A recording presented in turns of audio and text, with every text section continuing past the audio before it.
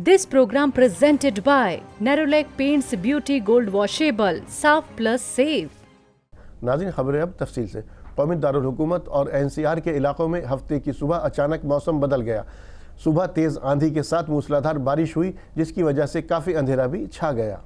आपको बता दें कि मौसम महकमियात ने हफ्ते की सुबह दिल्ली और इसके आसपास के इलाकों में बारिश और आंधी की पेशिंगोई की थी। दिल्ली के मौसम में अचानक बदलाव आने से लोगों को गर्मी से काफ़ी हद तक राहत मिली है। मौसम महकमियात ने अगले 2 से 3 दिन तक दिल्ली में बारिश की पेशिंगोई की है। साथ ही ये भी बताया कि 30 मई तक गर्मी की लहर के कोई आसार नहीं है। दिल्ली में आज वज़ीर आज़म नरेंद्र मोदी की सदारत में नीति आयोग गवर्निंग काउंसिल की 8वीं मीटिंग हुई। इसमें सभी सूबे, यूनियन टेरिटरी के सीएम और लेफ्टिनेंट गवर्नरों को बुलाया गया था, लेकिन 8 सूबों के वज़ीर आला नहीं आए। इनमें दिल्ली के सीएम अरविंद केजरीवाल, पंजाब के सीएम भगवंत मान, बंगाल की सीएम ममता बनर्जी, बिहार के सीएम नीतीश कुमार, राजस्थान के सीएम अशोक गहलोत, तमिलनाडु के सीएम MK स्टालिन, केरल के सीएम पिनाराई विजयन और उड़ीसा के सीएम नवीन पटनायक शामिल हैं। इस मामले में भाजपा नेता रविशंकर प्रसाद ने विपक्ष से पूछा है कि मोदी की मुखालफत में आप कहां तक जाएंगे। 100 issues are proposed to be debated in the 8th governing council. अब आप इतनी संख्या में मुख्यमंत्री नहीं आएंगे तो यहां जो निर्णय लिए जाएंगे तो अपने प्रदेश की जनता की आवाज आप नहीं ला रहे हैं, तो क्या उनको लाभ नहीं मिलना चाहिए क्या? ये निर्णय तो बंगाल के लिए भी होगा, ये निर्णय तमिलनाडु के लिए भी होगा, ये निर्णय बिहार के लिए भी होगा, ये निर्णय दिल्ली और पंजाब के लिए भी होगा, आदि आदि। तो इसका मतलब क्या है? ये बात पार्टी की ओर से हम बहुत गंभीरता से उठाना चाहते हैं कि मोदी विरोध में आप कहां तक जाएंगे? संसद के शिलान्यास में आप नहीं आएंगे, उसके उद्घाटन में आप नहीं आएंगे। मोदी जी की अंतर्राष्ट्रीय लोकप्रियता बढ़ी है, उस पर भी टीका करेंगे।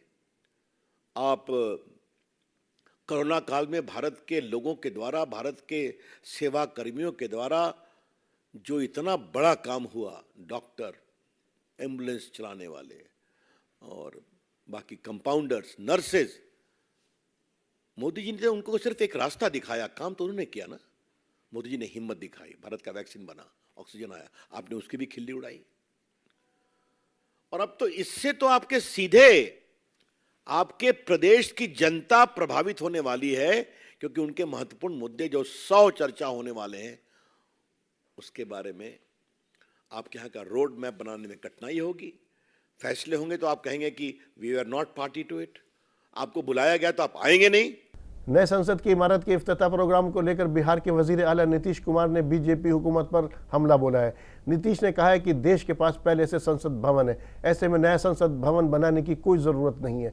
जब ये भवन बनना शुरू हुआ था तब भी मुझे ये ठीक नहीं लगा था। नीतीश ने आगे क्या कुछ कहा, आइए सुनते हैं। दिल्ली जो गए हैं सब लोगों से ऐसे भी हम किए, और शुरू में भी बात हो रहा था कि बन रहा है, ये हो रहा है, तो हमको तो अच्छा नहीं लग रहा था कि जो इतिहास है, अरे आजादी हुई तो जो चीज पर फिर जहां पर से शुरुआत हो गया तो उसी को और विकसित कर देना चाहिए।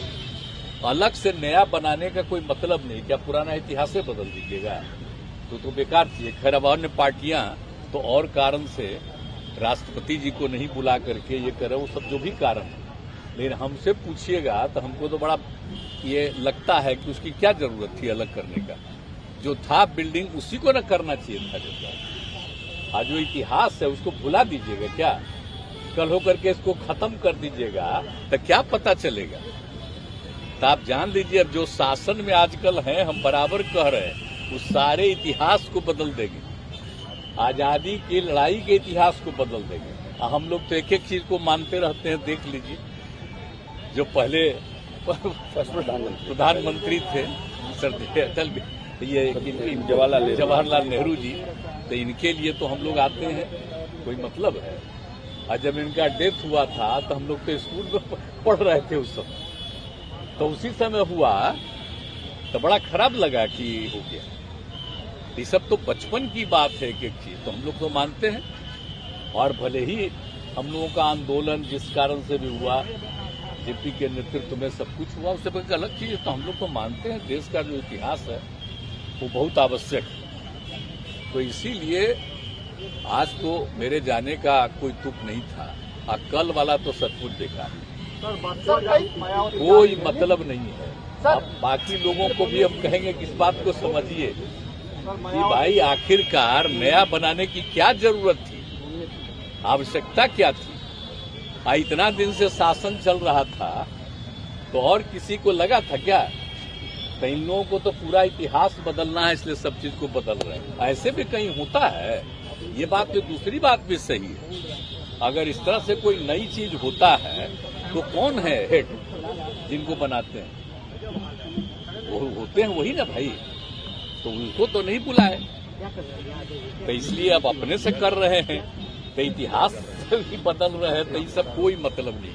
ऐसा आज तक कहीं होता है जी? आज देख रहे हैं हम लोग सब जगह कहाँ बुलाते हैं। वजीर आजम नरेंद्र मोदी कल नए संसद की इमारत का इफ्तिताह करेंगे। इस मामले पर भाजपा और मुखालिफ पार्टियों के बीच जुबानी जंग जारी है। इस मुद्दे को लेकर अब जेडीयू सदर लल्लन सिंह ने अपना बयान दिया है। उन्होंने नए संसद की इमारत के इफ्तिताह प्रोग्राम में सदर जमहूरिया को बुलावा न दिए जाने पर पीएम मोदी पर निशाना साधा है। क्या कुछ कहा, आइए सुनते हैं। तो इस देश के प्रधानमंत्री को देना चाहिए, और इस देश के प्रधानमंत्री को इस देश के दलित समुदाय के लोगों से, इस देश के आदिवासी समुदाय के लोगों से और इस देश की महिला से क्षमा मांगना चाहिए अगर वो इस्तीफा नहीं देना चाहते तो। वही नए संसद भवन का शिलान्यास हुआ, महामहिम राष्ट्रपति थे उसमें दलित समुदाय के, उनसे नहीं कराए, अपने कर लिए। उद्घाटन करने का हुआ जब दलित समुदाय की महिला को उन्होंने राष्ट्रपति बनाया था, तो उसमें तो बड़ा पीठ थपथपा रहे थे पूरे दुनिया में कि हमने बड़ा क्रांतिकारी काम किया। और अभी जब उनको उद्घाटन करने का उनका अधिकार था तो उससे वंचित करके खुद चले आए उद्घाटन करने। हमारी पार्टी के नेता आदरणीय नीतीश कुमार जी इनका सम्मान करते हैं, दलित वर्ग का और आदिवासी समुदाय का और महिला का। उन्होंने जब हम महागठबंधन में थे और एनडीए की तरफ से दलित समुदाय के उम्मीदवार प्रधानमंत्री के बनाए गए थे, महागठबंधन में रहते हुए नीतीश कुमार जी ने कहा कि हम समर्थन करेंगे, और समर्थन उन्होंने दिया था। है साहस इन लोगों को? ये छुट भैये लोग हैं, नाटक कर रहे हैं विधानसभा में। विस्तारित भवन का उद्घाटन को इससे जोड़ रहे हैं। अरे विस्तारित भवन और मुख्य भवन में अंतर नहीं है क्या? ये कौन समझा इनको? लेकिन खैर, इन सब लोगों को देख रही है देश की जनता। देश के आदरणीय प्रधानमंत्री नरेंद्र मोदी जी सभी इतिहास को, जो देश का इतिहास है, उसको समाप्त करके अपने नाम करना चाहते हैं। लेकिन देश की जनता सब देख रही है, आने दीजिए। नए संसद भवन के इफ्तिताह को लेकर चल रहे विवाद की इस कड़ी में डेमोक्रेटिक प्रोग्रेसिव आज़ाद पार्टी के सदर गुलाम नबी आज़ाद का बयान सामने आया है। गुलाम नबी आज़ाद ने कहा कि सभी सांसदों को नए संसद भवन की तामीर का इस्तकबाल करना चाहिए। मैं मुखालिफ पार्टियों के बायकॉट के सख्त खिलाफ हूँ। आगे क्या कुछ कहा, आइए सुनते हैं। अगर मैं दिल्ली होता तो मैं पार्लियामेंट अटेंड करता, लेकिन मैं कल मेरा फंक्शन है अखनूर में, तो इसलिए नहीं जा पा रहा हूँ। वरना अगर मैं दिल्ली होता तो मैं अटेंड करता। बहुत अच्छी, आज से 35 साल 30 साल पहले हमने ये सपना देखा था जब मैं पार्लियामेंट्री अफेयर्स मिनिस्टर था। तब शिवराज पाटिल जी ने और मैंने चर्चा की थी, मैंने और प्रधानमंत्री नरसिम्हा राव जी ने चर्चा की थी, बल्कि नक्शा भी बनाया था कैसा पार्लियामेंट होना चाहिए। हमसे तो तब हो नहीं पाया, लेकिन अब बना है, तो बहुत अच्छी बात है। पार्लियामेंट की बिल्डिंग बनी है और बड़ी विशाल बिल्डिंग बनी है, तो इस विशाल बिल्डिंग में स्वागत है, क्योंकि बनना तो था ही, ये जरूरी था, क्योंकि 1926 के बाद पार्लियामेंट मेंबर्स की संख्या बहुत बढ़ गई है, तकरीबन दुगनी होने वाली है, क्योंकि आबादी 75 साल में 5 गुना बढ़ गई है। तो कम से कम पार्लियामेंट भी तो दुगना होना चाहिए। तो उसके लिए हमारे जो प्रेजेंट आज का पार्लियामेंट है उसमें जगह नहीं थी, तो नया पार्लियामेंट तो बनाना ही था।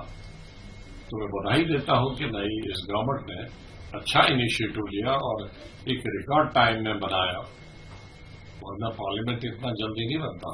तो उसके लिए विपक्ष को चाहिए था उन्हें बधाई देना बजाय बाइकआउट करने के। जो लोग तुम खुद नहीं कर पाए, अगर वो कोई दूसरा करना है चाहे तो खुश होना चाहिए। और इस विवाद के मैं बहुत खिलाफ हूं। प्राइम मिनिस्टर इनॉग्रेट करे, उद्घाटन करे या राष्ट्रपति, तो राष्ट्रपति कौन सा विपक्ष का? वो भी तो बीजेपी का एमपी से एमएलए से इलेक्टेड है। अगर विपक्ष को राष्ट्रपति की इतना प्रेम था तो उसके खिलाफ कैंडिडेट क्यों खड़ा किया था? हा?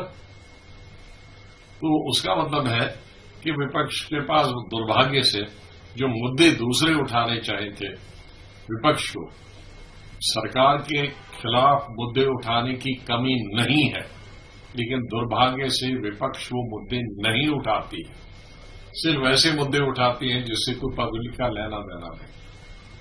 विपक्ष को वो मुद्दे उठाने चाहिए जिनका पब्लिक से संबंध है। पार्लियामेंट का उद्घाटन प्राइम मिनिस्टर करे, राष्ट्रपति करे, ये पब्लिक से कोई संबंध नहीं।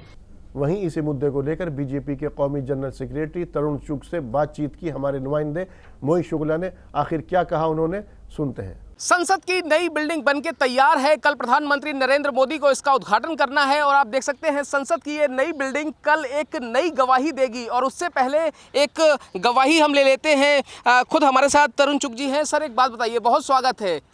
प्रधानमंत्री नरेंद्र मोदी ये कह रहे हैं कि हम भारत को एक नई दिशा दे रहे हैं, नई गति दे रहे हैं। विपक्ष ये कह रहा है कि इसकी जरूरत ही क्या थी, और वो लगातार अब सवाल उठा रहा है। ऐसे सवाल तो वो इसके जब नींव रखी थी तब से उठा रहे हैं और हर बात पे विरोध के लिए विरोध कर रहे हैं। मैं इनसे पूछना चाहता हूँ, राजपथ से कर्तव्य पथ होने पर क्यों विरोध है? उनको विरोध है क्या? ये जॉर्ज पंचम के नाम पर रोड चाहिए और क्या राज करने के लिए चाहिए कि सेवा के लिए चाहिए? उन्हें तो विरोध है, सुभाष चंद्र बोस जी के स्टैचू पर भी विरोध है, देश के सदन पर भी विरोध है। केवल विरोध के लिए विरोध है कि शेर दहाड़ क्यों रहा है? अरे भारत के शेर को दहाड़ने से भी आपको विरोध है, भारत की बढ़ती हुई ताकत से भी आपको विरोध है। 5वीं अर्थव्यवस्था विश्व की भारत बन गया, आप 10वें 11वें नंबर पर छोड़ के गए थे। और आज हम ग्रेट ब्रिटेन जिसने 250 साल हम पे राज किया, उसको पछाड़कर हम आगे बढ़े हैं, तो भी विरोध है। कल जब इस संसद की नई बिल्डिंग का उद्घाटन होगा तो संदेश इस भवन से क्या जाएगा देश और दुनिया के लिए? भारत अब बदल रहा है जी। अब भारत राज, भोग, भ्रष्टाचार, परिवारवाद, तानाशाही से बाहर आकर कर्तव्य पथ पर सेवा, सुशासन, गरीब कल्याण पर काम कर। आखिरी सवाल, एक संदेश तो उन प्रमुख विपक्षी पार्टियों को भी जाता है जो 19 पार्टी जिन्होंने इसमें न आने का निर्णय लिया है, उनसे भगवान उनको सद्बुद्धि दे। ठीक है, वक्त देने के लिए बहुत शुक्रिया। तो साफ तौर पर आप तरुण चुग साहब को सुन रहे हैं, जिनका यही कहना है कि 19 वो प्रमुख विपक्षी पार्टियां जिन्होंने इस पूरे प्रोग्राम का बायकॉट किया है, भगवान उनको सद्बुद्धि दे। कैमरा पर्सन जस्सी के साथ मोहित शुक्ला, तहजीब टीवी, दिल्ली। 28 मई को होने वाले संसद भवन के इफ्तिताह में 21 मुखालिफ पार्टियों ने आने से इनकार कर दिया है। विपक्ष का कहना है कि जनाब आली सदर जमहूरिया संसद की खास होती हैं और संसद की नई इमारत का इफ्तिताह प्रधानमंत्री से करवाना सदर जमहूरिया का अपमान है, इसलिए उन्होंने समारोह का बाइकआउट करने का फैसला लिया है।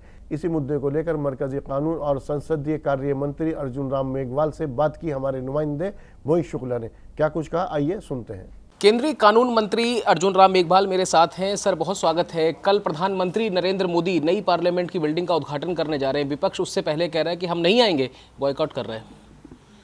देखिए, मैं तो फिर भी विपक्ष के साथियों से जो बाइकआउट करने का निर्णय कर रहे हैं उनसे अपील करूंगा कि वो पुनर्विचार करें, क्योंकि ये भारतीय संसदीय प्रणाली में हर भारतीय को गौरव करने का दिन है। आत्मनिर्भर भारत अभियान के तहत हमारी नई संसद भवन की बिल्डिंग बनी है और आवश्यकता के अनुरूप बनी है। टेक्नोलॉजी की जरूरत थी, उसके अनुरूप उसमें एमपी सुसज्जित रहेंगे। देखिए 2026 में डिलिमिटेशन होगा, सबको ही पता है। सीटें बढ़ेगी तो बैठेंगे कहाँ जी तो ये आवश्यकता थी और 2011 से इस पर चर्चा हो रही थी जी जी उससे पहले भी चर्चा हुई है तब मीरा कुमार जी मुझे लगता है कि लोकसभा की अध्यक्ष थी तब इस पर बहुत अच्छी तरह से चर्चा हुई और सबने ये सहमति प्रकट की थी कि नई संसद भवन की जरूरत है जी। वो तो कांग्रेस की थी ना अध्यक्ष तो आज फिर दिक्कत क्या कहाँ हो रही है? वो ये ओछी राजनीति के कारण हो रही है। कोई भी अच्छा काम नरेंद्र मोदी जी करते हैं वो शायद अभी भी ऐसा लगता है कि नरेंद्र मोदी जी कहाँ से आ गए, प्रधानमंत्री पद का हक तो गांधी परिवार को ही है, राहुल गांधी को ही है, प्रियंका गांधी को ही है। ऐसी सोच रखने वाले जो कुछ लोग हैं वो ही अधिकतर इसका विरोध कर रहे वो हैं। कह रहे हैं कि SC/ST समुदाय का आप लोग अपमान करते हैं। आप खुद SC समुदाय से आते हैं, आप अच्छी तरीके से चीज़ों को समझ सकते हैं। वो कह रहे हैं कि राष्ट्रपति महोदया ST समुदाय से आती हैं, उनको ना बुलाकर आपने उनका अपमान किया। ये देखिए जो छत्तीसगढ़ में विधानसभा बनी थी उसका उद्घाटन सोनिया गांधी जी ने किया। वो गवर्नर ST समुदाय से थे, क्यों नहीं बुलाया?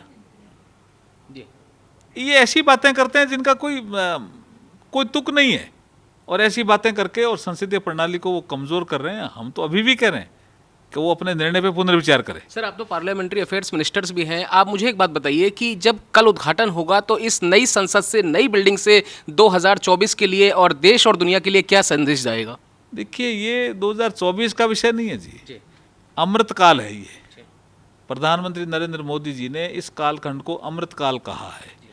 2047 तक भारत विकसित भारत बने इस परिकल्पना के तहत काम हो रहा है और आत्मनिर्भर भारत अभियान का ये हिस्सा है। आखिरी सवाल मैं चलते चलते आपसे लेना चाहूँगा, कल कांग्रेस ने 9 साल पूरे होने पर 9 सवाल पूछे। वो कह रहे हैं बेरोजगारी के मुद्दे पर, महंगाई के मुद्दे पर, भ्रष्टाचार के मुद्दे पर, सभी मुद्दे पर बीजेपी फेल हुई है।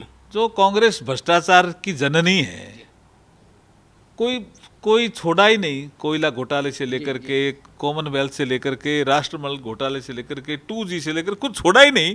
वो ऐसी बात कर रही है, उनको खुद को ही शर्म आनी चाहिए।